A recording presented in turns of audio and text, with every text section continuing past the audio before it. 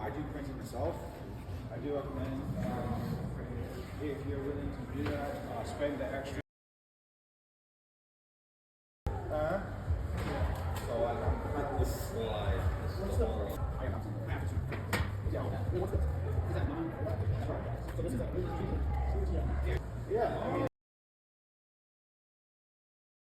Getting ready to go in. That's our gun we're going to be using. Magazines and our pellets.